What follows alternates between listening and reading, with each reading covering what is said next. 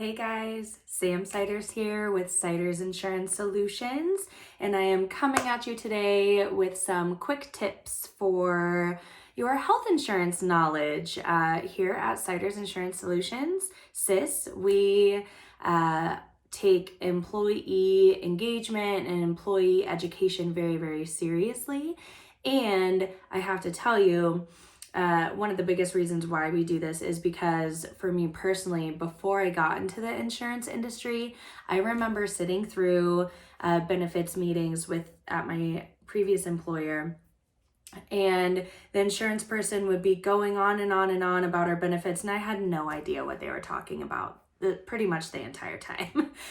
So then when I went home and I was trying to read over what my options were and everything, I was also having a very difficult time kind of figuring out which plan may be best for me. So at we do our very, very best and take it very seriously to make sure that the employees that we are serving and employers, that they really understand what their options are and how to use it, right? And so one of the things that comes up quite a bit that seems like most everyone knows what this is, but in all reality, I bet not everyone does, because before I got in the industry, I didn't know what it was. The difference between an HMO plan and a PPO plan, okay? So an HMO is a health maintenance organization, okay? And so the biggest differences between HMO and PPO being a preferred provider organization. An HMO plan is where you are assigned to a primary care physician, sometimes called a PCP for short. But that primary care physician is what we call your gatekeeper. So they are the ones who are going to coordinate your care. You will always go to your primary care physician first. And if you need to see a specialist, then they would refer you to a specialist.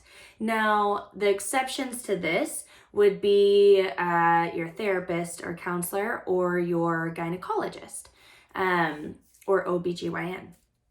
So that's on an HMO plan. You have you're assigned to a primary care physician who would refer you to a specialist if you need one. Also, you have to stay in the network with an HMO. HMOs do not have out-of-network benefits, so you have to use the providers within the network. So it does give you a few limitations regarding network access, but that's why it's very, very important that you're working with the right trusted insurance partner to ensure that the HMO plan that you're on does have your desired physicians within the network, so that you don't lose out on the physicians that you want to be able to see.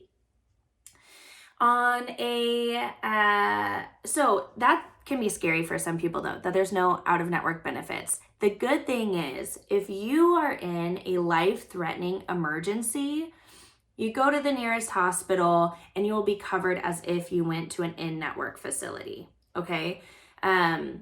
So that's a good thing. If you're in a life-threatening emergency, you don't have to worry about going to the in-network facility. Your carrier should be taking care of those emergency situations. Now, if you do happen to get transported to a facility that is out of network, as soon as you are stable, that carrier should be coordinating your care with an in-network facility to try and get you over to an in-network facility once you're stable, if you need further monitoring or further care, that kind of thing.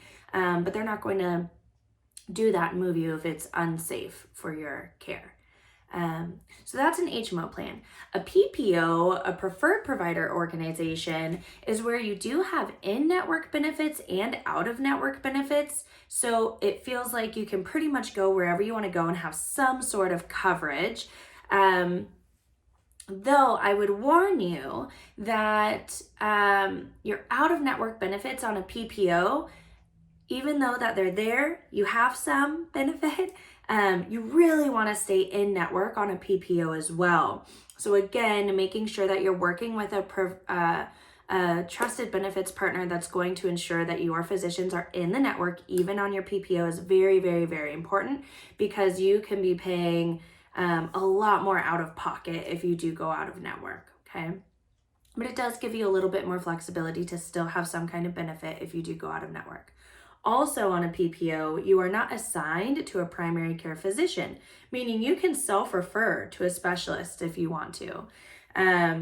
So say there's a cardiologist that you heard is fantastic and you happen to have a heart condition, you could self-refer to that cardiologist. Now keep in mind, that cardiologist may only take patients by referral. So you may end up having to go to your primary care physician anyway and asking for a referral to that particular specialist.